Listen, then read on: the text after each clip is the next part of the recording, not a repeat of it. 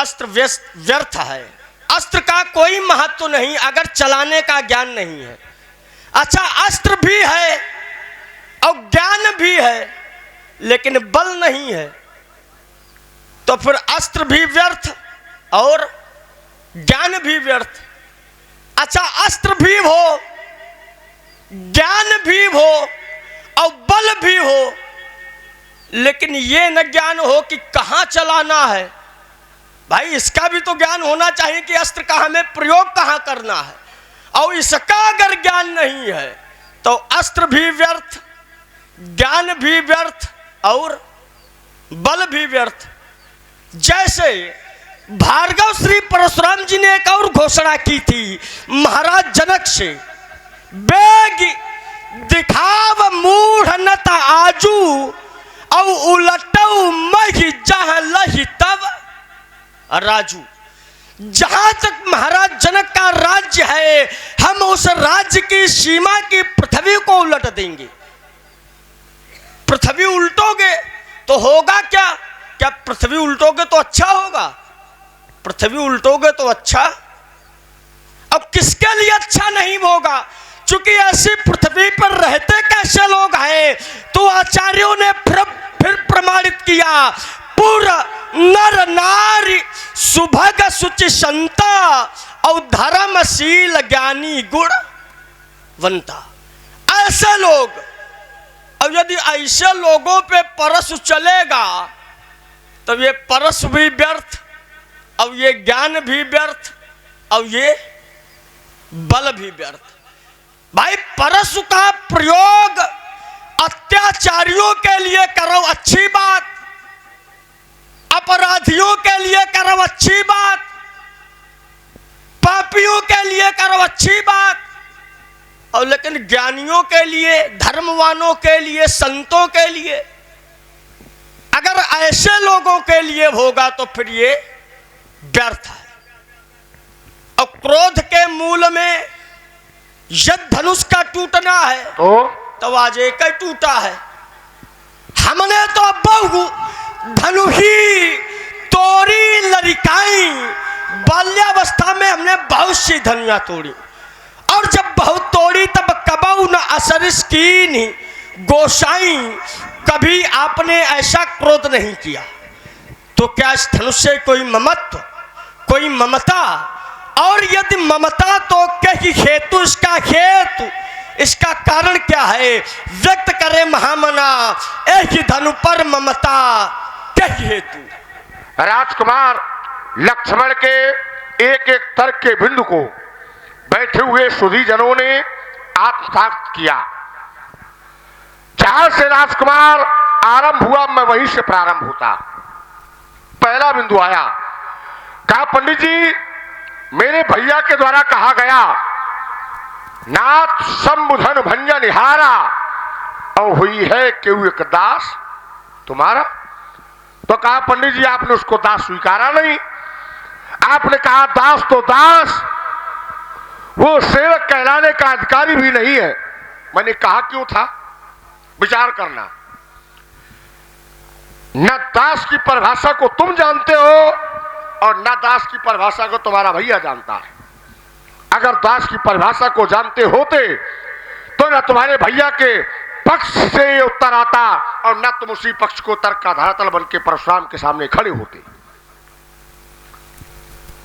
दास होते कैसे हैं? दास बनने के नियम क्या है? दास की परिभाषा क्या है? पहले विचार यहां करना है, तब उसके बाद व्याख्या होगी कि परशुराम ने धनुष तोड़ने वाले को दास क्यों नहीं माना। पहला बिंदु। दूसरा, कहा पंडित जी सेवक का जो धर्म होता है तो ये सबसे कठोर होता है। सबसे सेवक धर्म कठोरा, ये ज्ञानियों के लिए बड़ा अगम्य है। कौन? धर्म, सेवक का धर्म बड़ा कठिन है। और कहा धनुष तोड़ने वाले ने तो सेवा का कार्य किया है, सेवक है वो। धनुष अपनी इच्छा से धनुष तोड़ने वाले ने नहीं तोड़ा। तोड़ा कैसे? तो कहा जिस समय धनुष तोड़ने वाले के स्वामी ने धनुष तोड़ने वाले को आदेश दिया उठऊ अमुख भंजऊ भव चापा और मेटऊ तात जनक परितापा। जाओ जाकर के राजा जनक के संताप को हर लो और धनुष का खंडन कर दो। आदेश किसका है? स्वामी का। अब विचार आप लोग स्वयं करेंगे। अगर आदेश स्वामी दे तो क्या सेवक का यह अधिकार होता है कि स्वामी के आदेश पर विचार करे? क्या यह अधिकार है? अगर गुरुजी आदेश दे तो क्या शिष्य को यह अधिकार है कि शिष्य गुरुजी की वाणी पर विचार करे? अगर पिता आदेश दे तो क्या पुत्र को यह अधिकार है कि पिता की वाणी पर विचार करे? चलो तुम्हारे तर्क को ही हमने मान लिया। धनुष तोड़ने वाले ने धनुष तोड़ करके सेवा का कार्य किया है। आदेश भी दिया गया स्वामी के द्वारा, उठऊ अमुक भंजऊ भव चापा। तो जब आदेश स्वामी का है तो फिर मुनियों से आज्ञा लेने की कोई आवश्यकता क्या शेष रह जाती है? अमुक मुनिन सन आयस मांगा तो फिर मुनियों से आज्ञा लेने का कोई औचित्य क्या बनता है? जैसे अब मैं इसको एक उदाहरण से जोड़े दे रहा हूं। जिस समय हमारे पिता ने हमें आदेश दिया जाओ जाकर के अपनी माता का कंठ काट दो, मैंने पिता के आदेश का पालन किया और मैंने किसी दूसरे से आदेश नहीं लिया। मैंने पिताजी के आदेश का अक्षरशः पालन किया। गणेश जी को गणेश की माता ने आदेश दिया जब तक मेरा पुनः आदेश न हो कैलाश पर किसी को प्रवेश न होने देना। गणेश ने अपना मस्तक कटवा डाला लेकिन भोलेनाथ को भी प्रवेश क्यों? क्योंकि शास्त्र कहता है मात पिता प्रभु गुरु कै बानी और विनय विचार करिय शुभ जानी। उचित या अनुचित किए विचारू तो धर्म जाए सिर पातक भारू। धर्म चला जाता है और सर पर पाप लग जाता है। कब? जब माता पिता स्वामी प्रभु और गुरु की वाणी पर विचार। धनुष तोड़ने वाले ने स्वामी का आदेश अगर उसको मिला धनुष तोड़ने वाले को तो फिर मुनियों से आज्ञा लेने की कोई आवश्यकता नहीं थी। दूसरा बिंदु तुम्हारा। तीसरा बिंदु आया राजकुमार का। कहा अगर किसी व्यक्ति को शस्त्र दे दिया जाए और कहा उसके पास बल न हो तो शस्त्र बेकार है। अगर बल है और शस्त्र चलाना नहीं जानता है तब भी शस्त्र रखना उसके लिए व्यर्थ है। अगर बल भी है शस्त्र चलाना भी जानता है और ये ज्ञान नहीं है कि शस्त्र कहां चलाना तब भी उसको शस्त्र रखना व्यर्थ है। ये तर्क था राजकुमार का। विचार करेंगे आप लोग, ध्यान देना। परशुराम से राजकुमार ये कह रहा है कि परशुराम जी ना शस्त्र जानते हो ना शास्त्र जानते हैं। भाई हम यही नहीं जानते कि हमें कहां प्रयोग करना है क्या। जिसके मुख में अग्रता चतुरो वेदा प्रश्नता ससुरम धनुम, जिसके मुख में वेद हो पीठ पर तर्कश हो और उससे राजकुमार ये कहेगा कि पंडित जी आप ना शास्त्र जानते हो ना शस्त्र चलाना जानते हो। भारी बुद्धि है। ऐसे विवेक के धरातल पर खड़े होकर तर्क किया जाएगा। परशुराम शस्त्र चलाना भी जानते हैं और परशुराम शास्त्र का पालन करना भी। विषय आया कि मुनियों धनुष तोड़ने वाले धनुष तोड़ा तो आपने घोषणा उसके लिए कर दी और कहा घोषणा में बैठे हुए जो साधु राजा हैं ये भी दंडित किए जाएंगे। तो विचार करना, अपराधी को शरण देने वाला अपराध कोट में आता है। भले ये साधु राजा है संत कोट में है लेकिन जब ये संत कोट में है तो इन राजाओं को भी ये बता देना चाहिए था कि धनुष तोड़ने वाला कौन है। मेरी घोषणा सभी के लिए थी। सो मिलगाऊ बिहाई समाजा और नत मारे जई हैं सब बताना चाहिए था।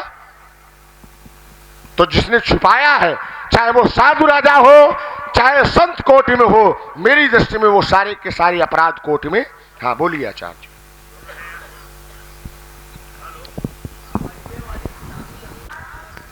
पिता व्यक्तिगत हो सकता है लेकिन कहा गुरु किसी का व्यक्तिगत नहीं हो सकता है और कहा पिता भी तो क्या पिता एक होता है क्या?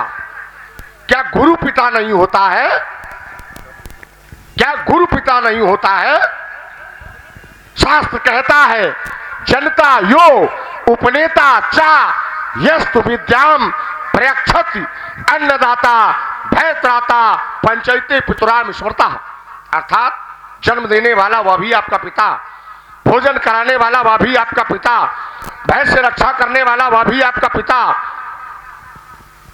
जन्म देने वाला वह भी आपका पिता, और विद्या का दान देने वाला वह भी आपका पिता। अब मैंने उसको धनुष तोड़ने वाले को शास्त्रा बाबू के समान माना क्यों? शास्त्रा बाबू अर्जुन ने मेरे पिता के आश्रम पर जाकर बलपूर्वक गौ का हरण किया तो जन्म देने वाले पिता का अपमान किया, और धनुष तोड़ने वाले ने धनुष को तोड़ करके और विद्या का दान देने वाले पिता भोलेनाथ का अपमान।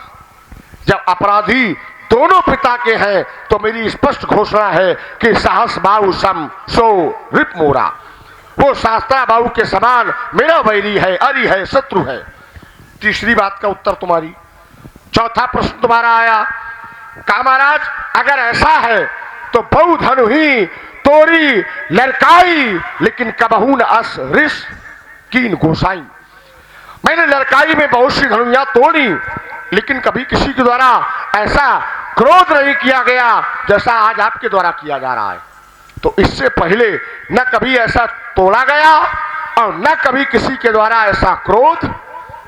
आज जो टूटा है ये धनुष त्रैलोक्य में पूजा जाता था।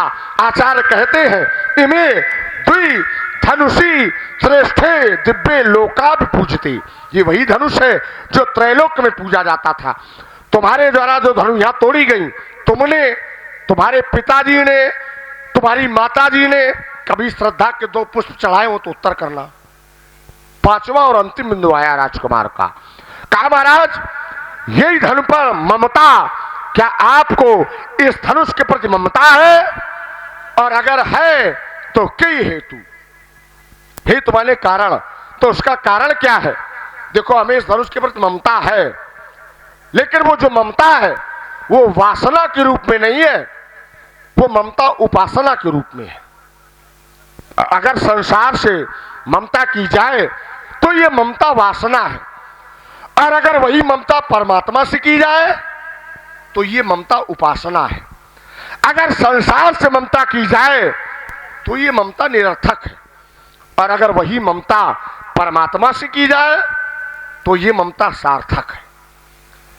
और मेरी जो ममता है वो भगवान भोलेनाथ से जुड़े हुए आयुध से है, इसलिए मेरी ममता जो है वो उपासना के रूप में है।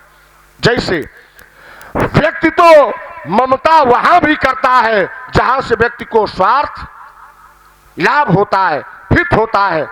जैते कछु निज स्वार्थ होई और तापर ममता कर सब कोई। जिससे कोई हित होता है, लाभ होता है, तो व्यक्ति उससे ममता रखता है। अरे यहां तक आचार्य कहते हैं कि रेशम जिससे प्राप्त होता है उस कीड़े से भी व्यक्ति ममता करता है। पाट कीटते होई तेते पाटंबर रुचिर क्रम पालई। उस कीड़े को सभी पालते हैं। और कैसे? जदप अपावन प्राण सम, यद्यप वो अपावन है फिर भी उसको प्राणों के समान। क्यों? क्योंकि उससे हित है, व्यक्ति को रेशमी वस्त्र मिलते हैं, लाभ होता है। तो ये वो धनुष है जिससे संसार का लाभ हुआ, संसार का हित हुआ। तो राजकुमार को भी इससे ममता होनी चाहिए, राजा जनक को भी ममता होनी चाहिए, और पूरे संसार को धनुष के प्रति ममता। महाराज मनु अपनी स्मृति में बतलाते हैं, वृक्षम क्षीणम फलम त्यजंति विहगा शुष्काम सरा सारसा पुष्पम परिश्रुतम त्यजंत मधुपा वना दग्धम बंतम मृगा निर्दिव्यम पुरुषम त्यजंत जड़का भ्रष्टम स्प्रिया मंत्रिणः सर्वे कारवसात जना कस्यस्तिको बल्लभा। अर्थात जब वृक्ष में फल समाप्त हो जाते तो फिर पक्षी उस वृक्ष पर जाते नहीं है। जब धन समाप्त हो जाता तो गलिका भी व्यक्ति से संबंधों को विच्छेद कर देती है। जब राजा स्त्रीहीन हो जाता है तो राजा का मंत्रिमंडल भी राजा का तिरस्कार। क्या उसी स्वार्थ के धरातल पे खड़े होकर के राजकुमार परशुराम से तर्क करेगा कि महाराज यही धन पर ममता, आपको इस धनुष के प्रति ममता है? अरे ममता तुम्हें भी होनी चाहिए। आज तू रे बालक कालवश, अरे ओ राजा के लड़के, तू काल के वशीभूत हो गया। बोलत तो ही न सभार धनु ही समत पुराण धनु, कहा तेरी छोटी छोटी धनुया और कहा मेरे गुरु बाबा का विशाल आयोग, विदिशा का संसार। चलिए, जहां से आपने विराम लिया है यही से हम प्रारंभ होते हैं। कर रे नृप बालक कालवश, बोलत तो ही ना संभार। अरे राजा के लड़के तू संभाल कर नहीं बोल रहा। अच्छा, क्या हमने संभाल कर नहीं बोला? क्या संभाल कर नहीं बोला हमने? बहु धनु ही तोरी लरिकाई और कबऊ न असरिस कीन।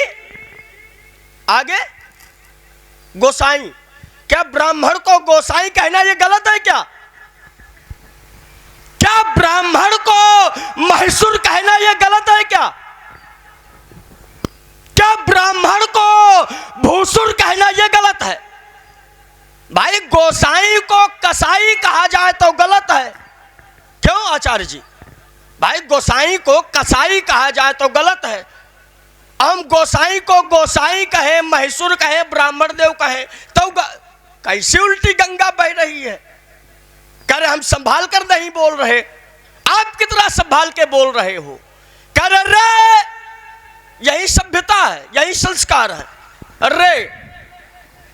अरे समाज में आज भी बड़े लोग भी, यदि सभ्य समाज है तो बड़े लोग भी छोटों से आप कहकर ही बात, चूंकि जब हम छोटों को आप कहेंगे तभी आगे चल के छोटे भी बड़ों को आप। और इनके जैसे हो रे, ऐसे पिताजी बुलाते होंगे परशुराम जी, रे उरे हैं। भाई ये तो भाषा हमारे समझ से परे है। तो हम तो विचार के बोल रहे हैं, हम गोसाई को गोसाई ही कह रहे, लेकिन जितना आप बोलो उतना बड़ा सोच समझ के और विचार के। अच्छा मान ले हम आपकी यदि बात यद्यपि है ये हम संभाल के बोल रहे, लेकिन फिर भी आपकी अगर बात मान भी ले कि हम नहीं संभाल कर बोल रहे, तो समाज में कभी कभी जब बालक संभाल कर नहीं बोलता है तो समाज में बैठे हुए वयोवृद्ध ये कहते हैं कि छोड़ो लड़का लड़का है, और पुरखा न संभाल के बोले तब इनको कौन कहेगा। इसलिए हम जो बोल रहे हैं वो बड़ा सोच समझ के और संभाल कर बोल रहे हैं, पहली बात। दूसरा बिंदु आपने ममता का दिया था, यद्यप देखिए सीधे सीधे उत्तर हो जाएगा। आपने कहा था कि संसार के प्रति ममता वासना है और परमात्मा के प्रति ममता उपासना है। अच्छा, ममता सबसे होनी चाहिए या शिव से? बताइए आप लोग। हाँ, शिव से, बहुत सुंदर। अच्छा, ममता खंड से होनी चाहिए या अखंड से? अखंड से। अखंड से, ये बात बहुत सुंदर। हाँ, सुंदर है बोलेंगे। हाँ, लेकिन तो फिर वही तर्क हमारा है कि ममता भगवान शंकर के प्रति करो तो ये अच्छी बात है। क्यों? क्योंकि भगवान शंकर अखंडम अजम भानुकोटि प्रकाशम, वो अखंड है। तो ये जो ममता है वो अखंड के प्रति हो तो अच्छी बात है। चूंकि धनुष क्या है? सुनत बचन फिर अनत निहारे और देखे चाप खंड मही। तुम ममता खंड के प्रति नहीं, ममता तो अखंड के प्रति होगी। यदि ममता खंड के प्रति होगी तो वासना का रूप होगी, और ममता यदि अखंड के प्रति होगी तो उपासना का रूप होगी। बात हमारी ही है। तो वो ममता करो जो उपासना है, खंड के प्रति ममता न करो। दूसरी बात, आइए तीसरा बिंदु। देखिए, जहां तक हमने बताया और आपने उत्तर किया, साधुवाद इस बात का है कि एक एक बात का आपने उत्तर किया जहां तक आपकी बुद्धि पहुंची, इसलिए साधुवाद है। पिता, हमने कहा था, देखिए एक तो बात पूरी सुना करो भाई, जब तक पूरी बात सुनी नहीं जाएगी तो पूरी समझ में।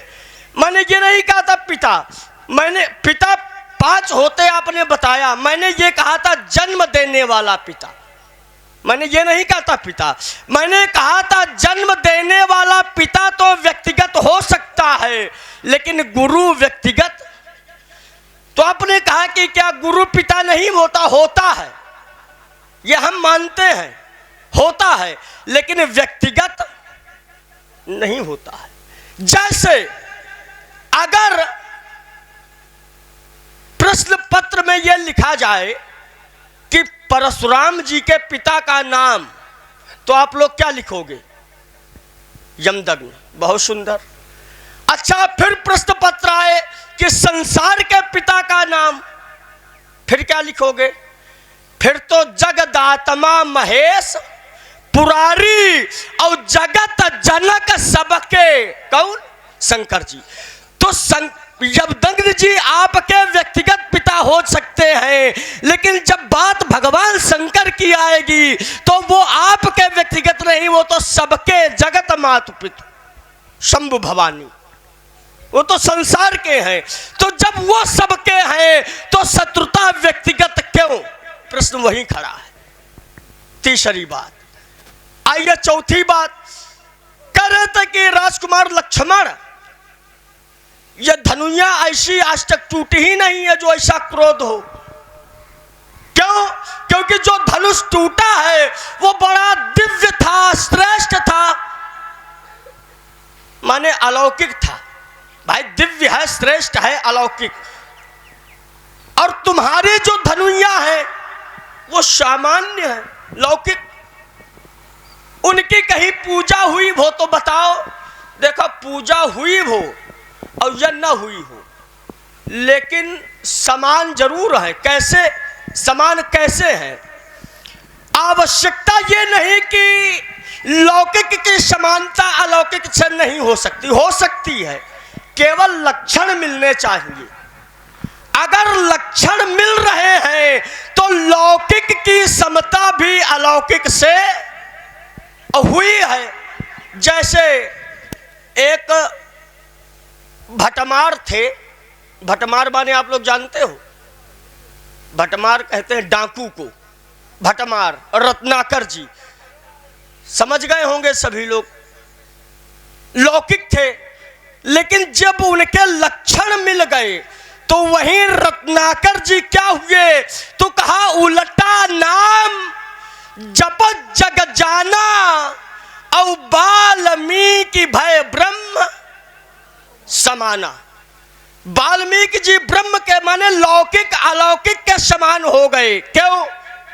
क्योंकि लक्षण मिल गए, और जहां एक भी लक्षण मिल जाता है तो वहां समानता दे दी जाती है। इसलिए सुनो देव सब धनुष समाना, हमारे लिए तो सभी धनुष समान है। आइए पांचवी और अंतिम बात आपकी। देखो, हम तक सीमित रहो तो चलेगा, आगे न जाओ। आपने कहा कि न तुम जानते हो और ना ही तुम्हारा भैया, तो हम तक सीमित रहो, वहां तक न पहुंचो, क्योंकि उनकी गणना में ना तो आप आते हो और ना आपके उई आवत है।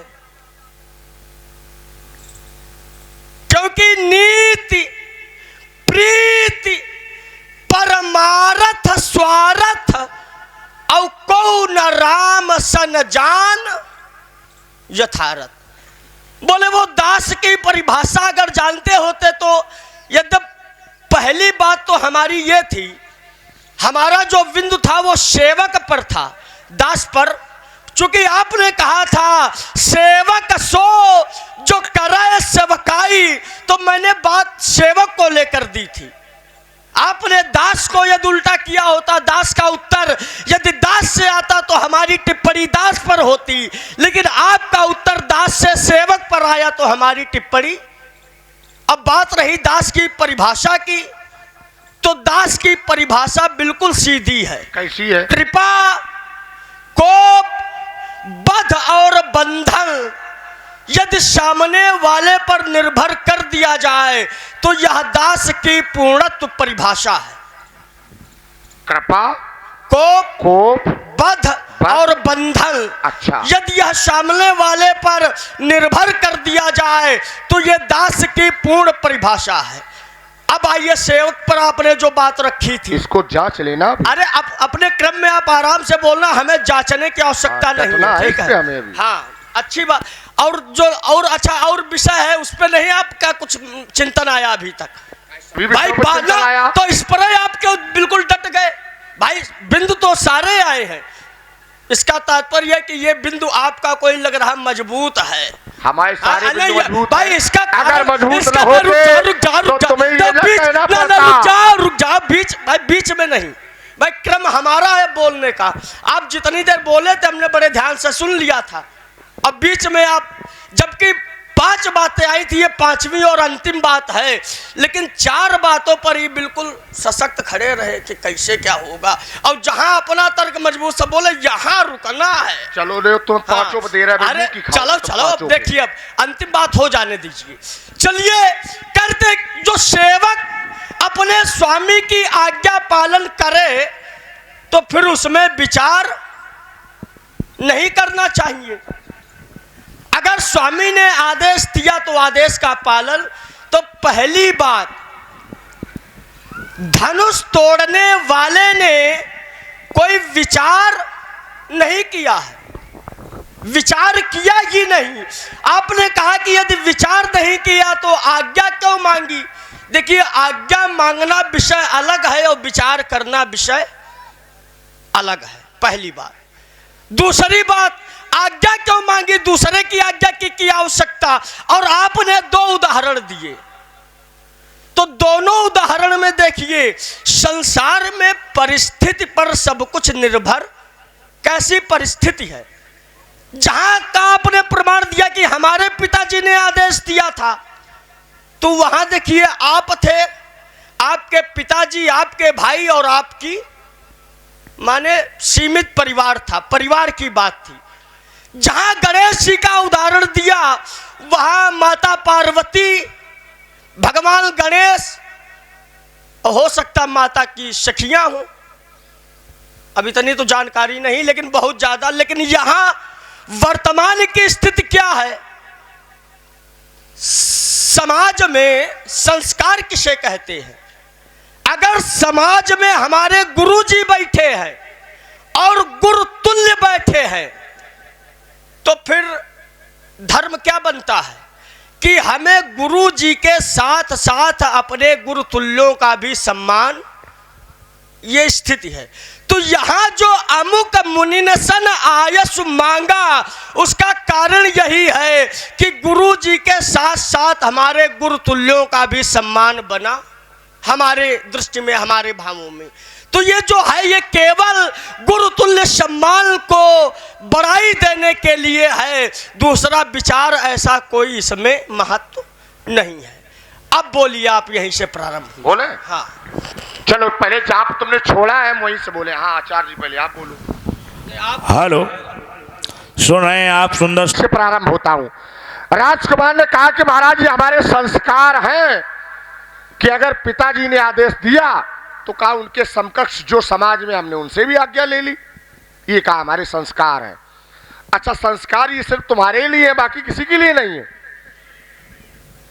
तुम्हारे घर में देखो, फिर घुस करके हम एक प्रमाण दे रहे हैं। राजा रघु, जानते हो रघु को? तो जानते होगे।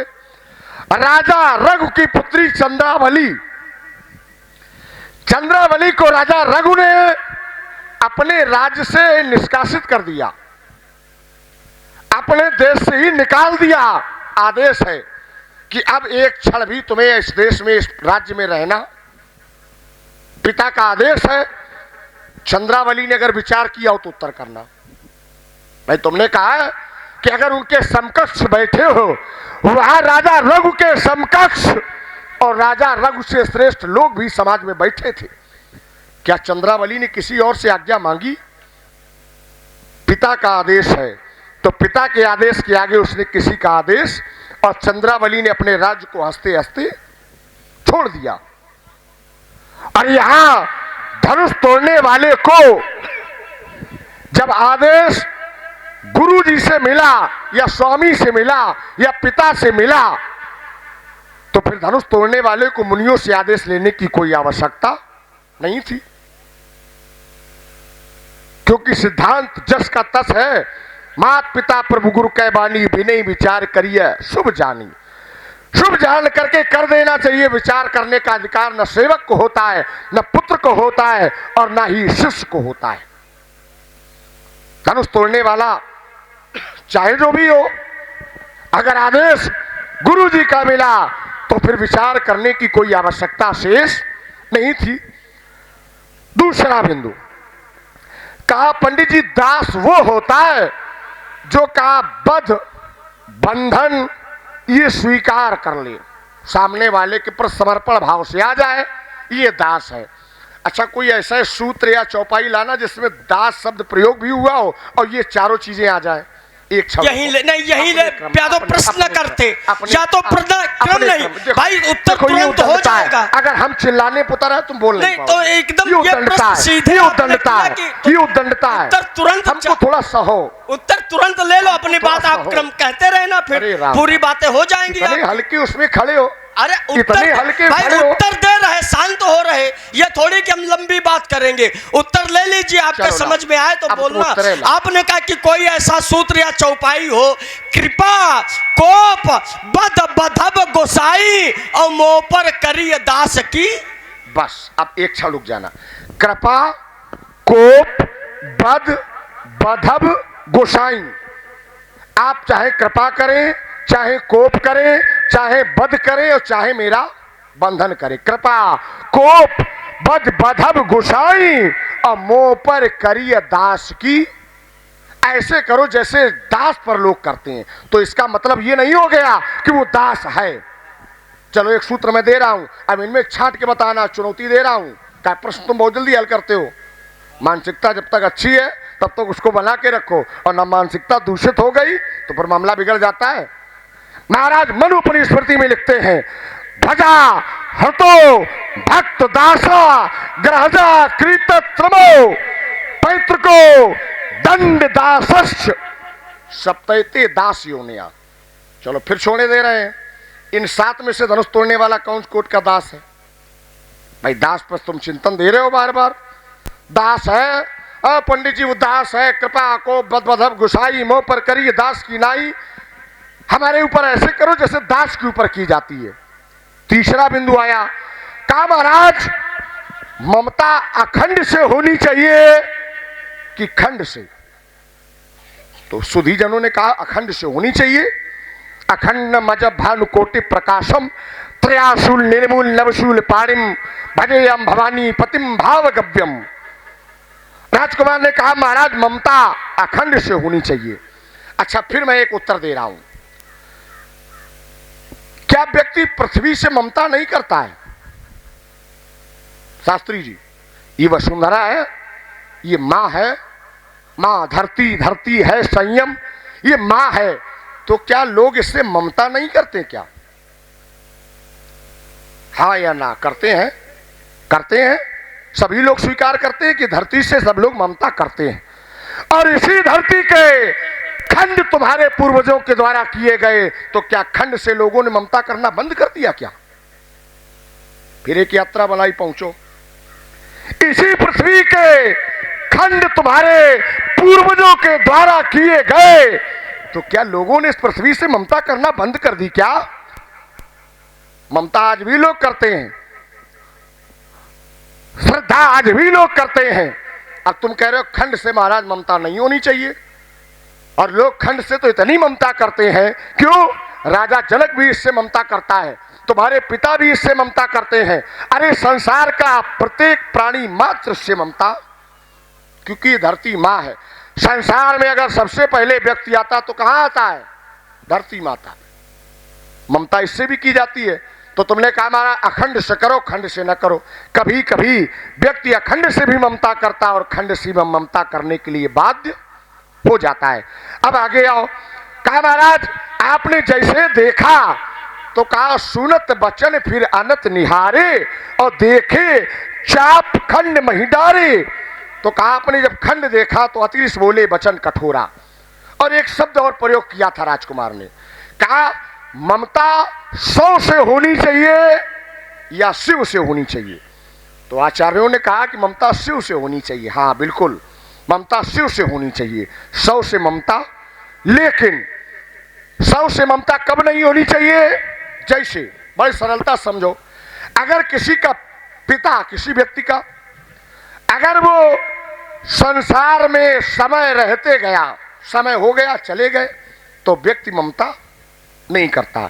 और अगर उसी को पता चले पुत्र को कि आपके पिता की हत्या कर दी गई है, अब वो ममता किससे करेगा? 100 से करेगा कि शिव से करेगा? क्रोध करेगा, विरोध करेगा। चलो इसको मैं उदाहरण दे रहा हूं शास्त्र से। जिस समय भगवान शंकर ने ये समाचार पाया, समाचार सब शंकर पाए और वीरभद्र कर कोप पठाए। जब सब समाचार भगवान शंकर ने पाया, वीरभद्र को भेजा दक्ष के यज्ञ में। और जब वीरभद्र से भी काम न बना तो भगवान शिव स्वयं पहुंचे। अब शिव ममता कर रहे 100 से। अब माता सती के शरीर को लेकर के और ब्रह्मांड में विचरण करने लगे। देखो शास्त्री जी पहुंच गए। और फिर भगवान विष्णु के द्वारा माता सती के शरीर के 51 खंड कर दिए गए, जो आज 51 शक्तिपीठों के नाम से। तो शिव ने भी 100 से ममता की। क्यों? जब जब व्यक्ति के श्रद्धा का हनन होता है, व्यक्ति की आस्था पर चोट होती है, तब तब व्यक्ति बरियाई क्रोध। चलो दूसरी कथा से मैं जोड़ रहा हूं। ऋषि पराशर शक्ति के पुत्र हैं, वशिष्ठ के पौत्र हैं। वशिष्ठ पुत्र शक्ति, शक्ति पुत्र पराशर। पराशर जी को जब ये ज्ञात हुआ कि हमारे पिता शक्ति का रुधिर नामक दैत्य ने वध कर दिया, तो महाराज पराशर जी ने प्रण ले लिया कि मैं धराधाम पर किसी भी प्रकार के राक्षस को रहने नहीं दूंगा। और ममता किससे कर रहे हैं? 100 से। पिता का 100 पड़ा है और उसी पिता के 100 पर संकल्प ले रहे कि अगर आज के बाद इस धराधाम पर कोई राक्षस शेष रह गया तो मैं सूर्यास्त से पहले अपने आप को होम कर दूंगा। संकल्प है किसके समक्ष है? 100 के समक्ष। अब प्रतिज्ञा कहाँ है? पिता का वध हो गया, रुधिर नामक दैत्य के द्वारा हुआ, अपराध एक के द्वारा हुआ, संकल्प सबके लिए कर लिया गया। तो जब जब व्यक्ति की आस्था पर चोट होती है, श्रद्धा का हनन होता है, तब तब व्यक्ति बरियाई क्रोध और विरोध करता है। चौथा बिंदु आया राजकुमार का। कहा महाराज मैंने ये थोड़ी ना कहा था, मैंने तो कहा ये कहा था कि भोलेनाथ सिर्फ आपके ही नहीं है, भोलेनाथ तो सभी के हैं। जगदात्मा भगवान शंकर तो संसार के पिता हैं। शंकर जगत बंधु जगदीशा, सुर नर मुन सब नावस शीशा। भगवान शंकर तो सभी के ईश हैं, सभी के पिता हैं। तो कहा वो व्यक्तिगत आपके पिता नहीं है, तो कहा फिर अपराधी भी व्यक्तिगत आपका नहीं हो सकता है। चलो इसका उत्तर लो। क्या विरोध करना साधारण कार्य होता है क्या? विरोध वही व्यक्ति कर सकता है जो विरोध करने में सक्षम होता है। जिस समय राजा जनक ने ये प्रण कर लिया, ये घोषणा कर दी, अब जनको माखे भटमानी और वीर विहीन मही में, समाज में बैठे हुए कोई राजा जनक का विरोध करने में सक्षम नहीं थे। तुम विरोध करने में सक्षम थे, तुम्हारे द्वारा राजा जनक का भी विरोध किया गया। क्यों? क्योंकि तुम विरोध करने में सक्षम थे। यहां भगवान शंकर सबके पिता हैं, सबके ईश हैं, लेकिन उनमें सब में सबसे ज्यादा विरोध करने में सक्षम है तो परशुराम है। इसीलिए जिस समय मैं अखंड समाज में समाधिस्थ था तो सभी ने ध्वनि सुनी, हे भुवन घोर कठोर रौर विवास तज मारक चले चिकरई दिग्गज डोल मई अहिकोल कूरम कल मले। लेकिन आया कौन? तो तेई अवसर सुनशुधन भंगा आयो भ्रकुल कमल पतंगा। विस्तार बात ज्यादा ना हो, छोटे छोटे बिंदुओं पर चिंतन होता चले। चलिए चलेंगे नहीं, डटेंगे। प्रसंग की ओर चलना पड़ेगा। और बढ़ाओ, ये इसको कम ज्यादा कर दे तो फिर वो गड़बड़ जाती है। बढ़ाओ इसको और बढ़ाओ, वहीं रखो। हाँ हाँ बढ़ाओ, जो ठप्पल नहीं पड़ रहे। चलिए आइए, यहीं से प्रारंभ होते जहां से आपने विराम लिया है। करे कि तुम विरोध करने में सक्षम थे, तुमने विरोध किया। ये किसने कह दिया कि हम सक्षम थे? ये किसने आपको जानकारी दे दी कि हम सक्षम थे? हम सक्षम ना तो विरोध करने में थे और ना ही जो कह रहे थे वो करने में थे। हम सक्षम नहीं थे, हम तो उसके बल पे कह रहे थे जो सब कुछ करने में सक्षम है। समझो तो पहले हम सक्षम ही नहीं, हम कुछ कर सके ये इतना हम में बल नहीं है।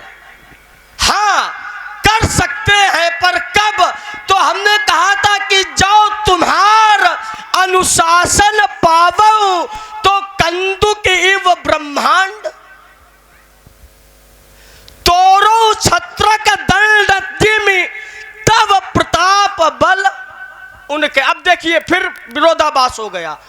यद्यपि विरोध करने में आपने कहा कि सब सक्षम नहीं होते हैं, लेकिन जो सब कुछ करने में सक्षम थे उन्होंने विरोध, जबकि हमने जब किया तो हमसे दुखी नहीं हुए कि हमसे क्रोधित हुए हों।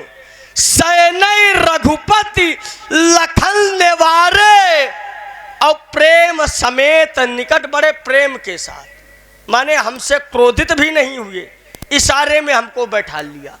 तो जो सब कुछ करने में सक्षम है, जब वो विरोध नहीं कर रहे तो ये बात नहीं उठ सकती कि जो विरोध करने में सक्षम होगा वही विरोध करेगा।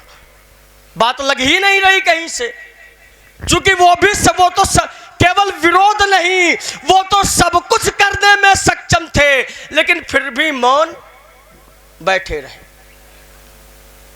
अब आप विरोध कर रहे हो जैसे आप सब कुछ कर सकते हो। क्या आप अपने आप को समझते हो? आप अपने को सर्वोपरि समझते हो क्या कि जो विरोध करने का सक्षम होगा?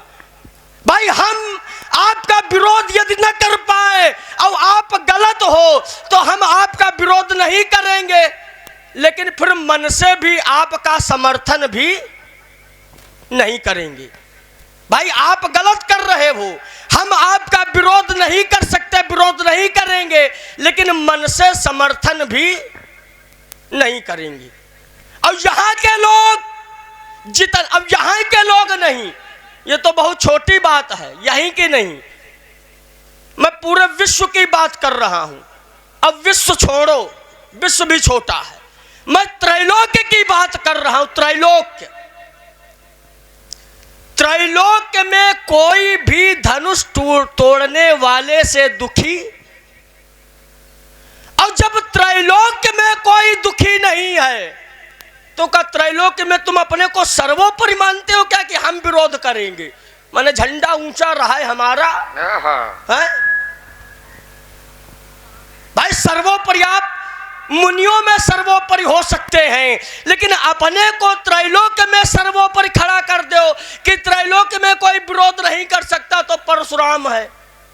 भाई परशुराम है, अच्छी बात है, लेकिन त्रैलोक्य में अपने सर्वोपरि के रूप में अपने आप को न खड़ा करो। दूसरी बात, चलिए ममता बोले वो इनके पूर्वजों ने धरती के खंड कर दिए, तो क्या धरती से ममता? धरती के विषय में इसका मतलब आप जानते हैं नहीं हो। भाई धरती है क्या? ये सारे लोग जानते हैं कि माता है धरती। क्यों? धरती साधारण नहीं, धरती है क्या? तो कहा समुद्र वसने देवी पर्वत स्तन मंडिले विष्णुपत नमस्तुभ्यम पादस्पर्शम। भगवान विष्णु की पत्नी का दर्जा दिया गया है, तो धरती के वो खंड करने पर भी धरती अखंड ही रहेगी, चाहे जितने खंड हो। और देखिए, आपने कहा कि अगर ममता नहीं है, कि आपने शास्त्रीय प्रमाण दिया और उस प्रमाण से भी हमारी ही बात का समर्थन हो रहा। यद्यप भगवान शंकर ने माता सती को त्याग दिया था, लेकिन जब माता के शव को देखा तो उस शव से ममता और उसको लेकर घूमने लगे। त्रैलोक्य में हाहाकार मच गया कि अब क्या होगा, चूंकि भगवान शंकर तो माता सती के पहले तो त्यागा था और आज जब वो स्वरूप में है तो उनके शरीर से ममता कर रहे। तो ये हुआ कि ये तो गलत है भाई, इनको ममता, तो क्या किया जाए। तो उन्होंने कहा इसके खंड कर दिए जाएं। और जब खंड हुए, जब भगवान विष्णु ने अपने चक्र से खंड किए, तभी तो ममता त्यागी भगवान शंकर ने। कब त्यागी? जब खंड हो गए। बात हमारी ही बात का समर्थन है। एक क्षण रुकोगे? अच्छा, ममता व्यक्ति खंडय से करता है, जो 51 खंड शक्तिपीठ बने हैं उसी से सब ममता ये हमारी ममता की आस्था है, समझो तो पहले। ये हम भगवान शंकर की वहां ममता नहीं है। नहीं समझो भाई, 51 शक्ति देखिए क्या बनी वो भाई, भगवान शंकर के लिए वो सती है, शव रूप में है, लेकिन वो भगतों के लिए क्या, जैसे धरती माता आपने कहा कि उनके 9 खंड किए गए, तो धरती माता वो खंड होने के बाद भी अखंड बनी रही। ऐसे ही ये भक्तों के लिए वो शक्ति पीठ बन गए। अब शक्ति के प्रति ममता होनी, बात तो वही कि शक्ति के प्रति ममता करो। भगवान अब वो माता जो शक्ति, क्या हो रहा भाई, माता शक्ति के रूप में उन्हें स्थापित कर दिया गया है, अखंड के रूप में। उन खंडों को अखंड के रूप में स्थापित करके अखंड पीठ की उन्हें जो है प्रामाणिकता मिली है। तो वहां ममता होनी चाहिए, खंड के प्रति नहीं, शक्ति के प्रति करो, ये अच्छी बात है। जैसे माता, जैसे ये धनुष टूटा, अब क्या टूटने के बाद इसका महत्व बचा? बताइए आप लोग, क्या धनुष टूटने के बाद अब इसका कोई महत्व? इसीलिए तो इतना से विरोध, महत्व होता तो विरोध ही ना होता, इसका महत्व। लेकिन सती जी के शरीर के जब खंड हुए तो उनका महत्व और बढ़ गया, उनका महत्व बढ़ गया। तो वहां चूंकि उनका महत्व बढ़ा, क्योंकि वो शक्ति रूप में स्थापित हो गई, इसलिए वहां ममता होनी चाहिए। और इनका अस्तित्व, इनका महत्व समाप्त हो गया, तो फिर इनसे ममता नहीं होनी चाहिए। अब ममता अखंड से करो, अच्छी बात है। चलिए, एक बिंदु आपने और दिया था, यद्यपि तो लंबे हो रहे हैं, हम जान रहे हैं, लेकिन प्रयास करेंगे छोटा करने का, ताकि जल्दी जल्दी होता रहे थोड़ा। हमारे बोले वो तुम्हारे यहां महाराज रघु ने आदेश दिया अपनी पुत्री को, तो क्या पुत्री ने किसी दूसरे से आदेश मांगा? फिर मैं कह रहा हूं, देखिए परिस्थिति जहां जैसी होती है वहां आवश्यक नहीं है कि चाहे जैसी परिस्थिति हो विचार न हो। तो परिस्थिति वहां थी क्या? रुको तो, परिस्थिति क्या थी? फिर बीच में, और हम बोलते बीच में तो बड़ा खराब लगता है। तुम्हारे घर की इसलिए बीच में बोले। हाँ, अभी आपो के घर की आएगी, चिंता न करो, हमारे घर की चक्कर में न पड़ो। हाँ? अच्छा, अब माने हमारे घर तक घुसो तो ठीक है, अब हम घर की चर्चा कर दे तो हमारे घर के चक्कर में न पड़ो। बढ़िया, उल्टा माने 16 दूनी 8 पढ़ा रहे हो। परिस्थिति देखिए, वहां की जो परिस्थिति है, वहां कन्या अविवाहित होते हुए भी गर्भवती हो गई, तो वहां की जो स्थिति, जो परिस्थिति है वो अलग है। चलिए, आपने कहा था कि माता पिता गुरु आदेश थे तो विचार नहीं, हम तो ये कह रहे विचार भी करना चाहिए। अब परिस्थिति को देखते हुए मानो या ना, उसमें कोई दोष जैसे जैसे राजा बलि ने अपने गुरु के आदेश पर विचार किया और आदेश का पालन, तो क्या वहां उसे दोषी माना गया? दोषी नहीं माना गया। अपितु येन बद्धो बलि राजा दानवीन्द्रो महाबला तेन त्वाम प्रतिबदनामी रक्षे माचल। तो ये स्थिति और परिस्थिति पर निर्भर करता, वो आपके समझ में नहीं आ रहा है। अब उस समय तो नहीं कहा था। एक बात बता दें, जब व्यक्ति शास्त्र से न माने तो फिर शस्त्र का प्रयोग, इसलिए अब कह रहे हैं अगर नहीं मानोगे तो सभा से भाग जाओगे। मुनि जब धनुष संभालेंगे पड़ोगे व्यर्थ चक्कर में, धनुष सर कर उठा लेंगे। ये मुनि रघुवंश सखर है, नहीं ये नेक डर सकते। चाची चंतन लज्जा विषम विस्काल खा लेंगे, तुम्हें क्या हो गया बाबा? ये अकड़ते ही तो जाते हो, जगत के वैश्य को मुनि फरसा दिखाते हो। अगर तुमको हमने अपने बगल में दबा लिया, हाँ, तो ये बंदर जैसी कला खाना सब बंद हो जाएगी। देखो फिर बिल्कुल गलत संकेत में जा रहे हैं। हाँ, ये हमको तो अपना वीरता न दिखाओ। दिखाएं, तुम्हारे रक्त में कितनी गर्मी उसको जांचेंगे अभी। हाँ। लेकिन समय है उसमें भी, क्यों आचार्य जी? उसमें भी समय है, तब जांचेंगे, देखेंगे कितना रक्त में तुम्हारी गर्मी है, उसको भी जांचेंगे। लेकिन समय आने पर चलो, जहां से तुमने छोड़ा मैं वहीं से जांचे लेता हूं। कहा पंडित जी, वहां पर राजा रघु के सामने जो स्थिति थी, वो स्थिति ये थी कि राजा रघु की पुत्री चंद्रावली विवाह से पहले ही गर्भवती थी। अब विचार करना, क्या इसमें चंद्रावली का कोई दोष था? क्या कोई दोष था? अगर दोष नहीं था तो बिना दोष के उसको दंड मिलने वाला। और फिर भी वो ये जानती थी कि मेरा इसमें कोई दोष नहीं है, लेकिन फिर भी बिना अपराध के चंद्रावली ने अपने पिता के आदेश का पालन किया, विचार नहीं किया। तर्क वो था कि जब स्वामी गुरु पिता आदेश दे तो फिर विचार करने की सेवक शिष्य और पुत्र को आवश्यकता। तर्क वहां था, और तर्क का उत्तर यही है कि फिर वहां पर चंद्रावली ने भी विचार नहीं किया, गणेश ने विचार नहीं किया, परशुराम ने विचार नहीं किया। अरे जहां जहां पिता ने आदेश दिया तो वहां वहां फिर पुत्र और शिष्य सेवक ने विचार नहीं किया। अरे यहां पर धनुष तोड़ने वाले को दिया तो उसको भी विचार करने का अधिकार नहीं था। तर्क ये था। दूसरा बिंदु तुम्हारा आया, कहा महाराज वहां पर भोले बाबा ने माता सती के शरीर को लेकर के जब विचरण करने लगे, तर्क क्या था? तर्क ये था कि ममता शिव से करो, ममता सौ से। तब मेरा उत्तर था कि ममता शिव भी कभी कभी सौ से। ये उत्तर पहली बात का हो गया। अब रही बात अखंड की और खंड की, तब मैंने कहा कि खंड से भी व्यक्ति ममता, और तब मैंने कथा को आगे बढ़ाया और कहा कि माता के जो शरीर के खंड हुए आज भी लोगों के लिए श्रद्धा के केंद्र बिंदु है। और तर्क तुम्हारा था कि खंड से ममता करो, अखंड से ममता न करो, और अखंड से ममता। मैंने कहा पृथ्वी के खंड हो गए, 7 खंड पृथ्वी के तुम्हारे पूर्वजों के द्वारा किए गए, तो क्या इससे ममता समाप्त हो गई?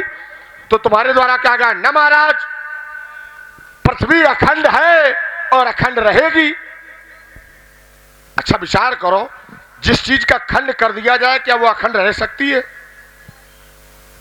विचार करो, पता नहीं कहां तुम्हारी बुद्धि है। इस पृथ्वी के खंड करने वाले तुम्हारे पूर्वज, उन्होंने इस पृथ्वी के खंड किए, तो खंड होने के बाद क्या पृथ्वी अखंड रह गई? जैसे धनुष टूट गया तो खंड हो गए 2, देखे चाप खंड महिंदारे, खंड हो गए। अब क्या ये खंड फिर से अखंड हो सकते हैं क्या? क्या हो सकते हैं क्या? जब नहीं हो सकते हैं तो फिर पृथ्वी भी अखंड नहीं हो सकती है।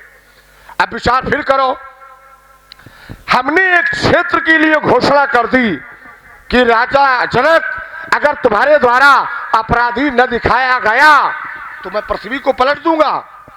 एक सीमित क्षेत्र के लिए मैंने घोषणा की। तो तो राजकुमार ने कहा महाराज अगर आप ऐसा करेंगे तो न जाने कितने ऐसे महात्माओं की हत्या हो जाएगी जिनका कोई अपराध नहीं। अच्छा हम एक क्षेत्र की पृथ्वी पलटे तो ये अनुचित है, और तुम्हारे पूर्वज पूरी पृथ्वी की 7 टुकड़ा कर दें, ये अच्छा है। पहले अपने घर में झांको तब दूसरे के ऊपर आरोप लगाओ। तीसरा बिंदु और ले लो, थोड़ा थोड़ा होता चले तो चलो हाँ चलिए यहीं से और देखिए, छोटा कर दो। हाँ और प्रयास यही करें और छोटा हो जाएगा। और छोटा कर हाँ देंगे। चलिए करें कि अपने पूर्वजों के यहाँ झांक के देखो।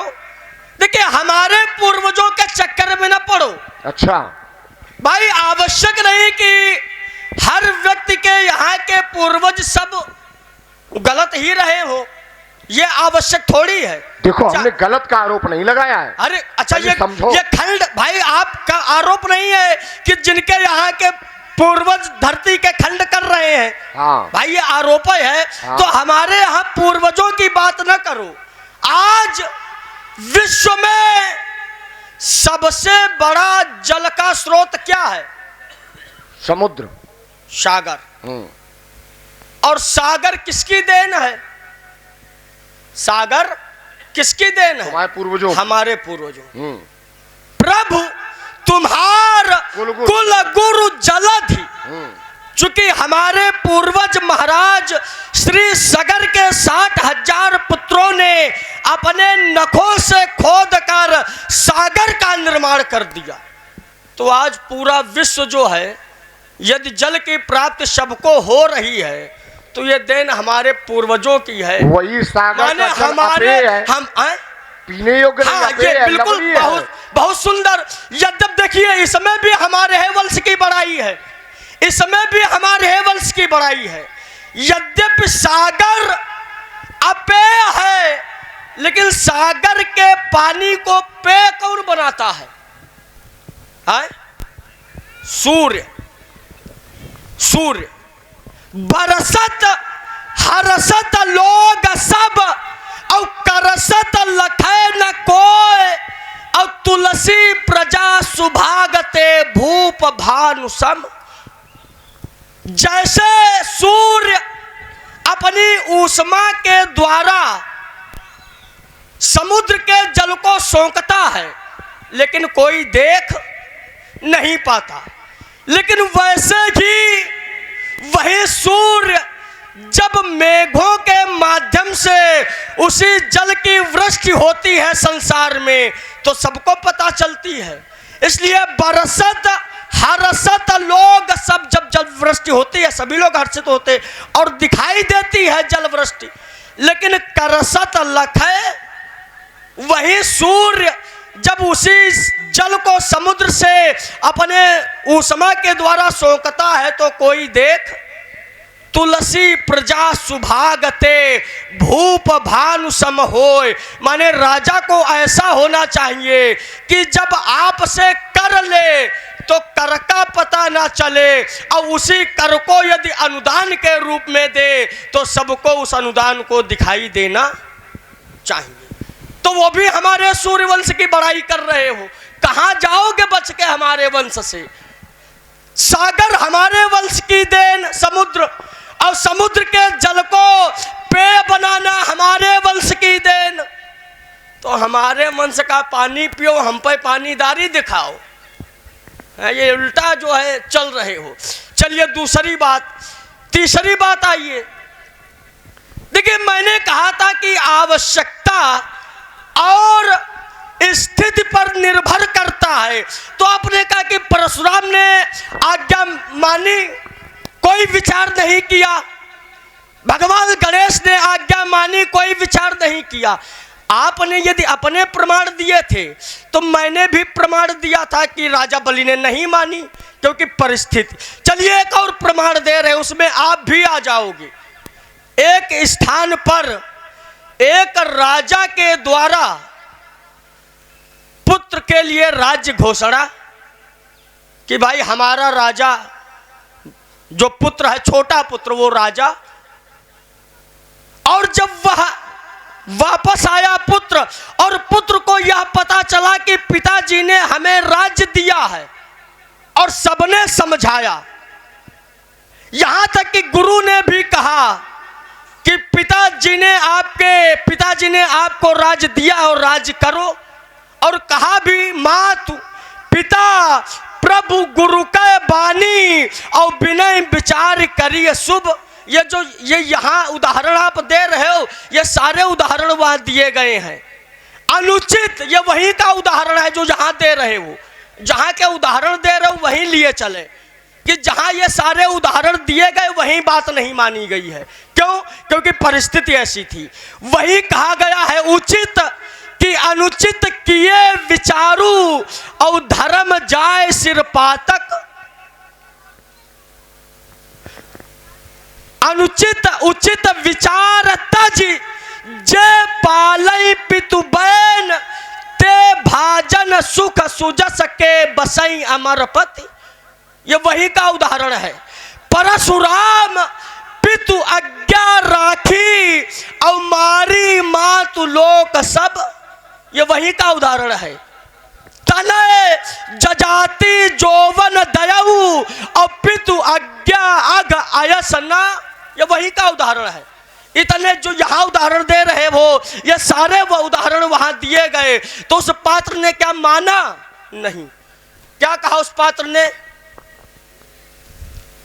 उसने कहा कि हे गुरुदेव भगवान, आपने जो मुझे शिक्षा दी है ये बहुत अच्छी है, किंतु मैं ये शिक्षा मानने के लिए मैं उत्तर कर रहा हूं इसके प्रति, इसके लिए हमें क्षमा चाहिए। और क्या कहा?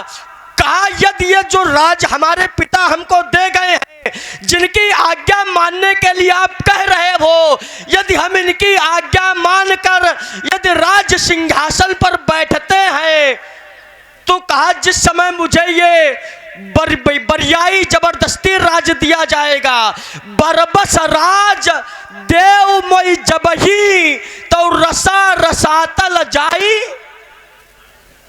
अगर मैं ये आज्ञा मान लूंगा तो ये मान लो जबरदस्ती राजा भले बना दिया जाए, लेकिन जो मैं ये राज स्वीकार कर लूंगा तो ये धरती रसातल को चली जाएगी। और आज्ञा क्यों? फिर मैं वही कह रहा हूं कि परिस्थिति को देखकर, और यहां भी देखिए परिस्थिति, आदेश मांगने के बाद भी चाप समीप आप जब आए, नर नारिन सुरसुरकित मनाए, तो गुरु ही प्रणाम कीन। गुरु जी को प्रणाम किया तो कहीं न कहीं गुरु के आदेश का ही पालन किया, और आदेश में, पालन में, सम्मान में, सेवा में कहीं कोई उसने चूक नहीं की है।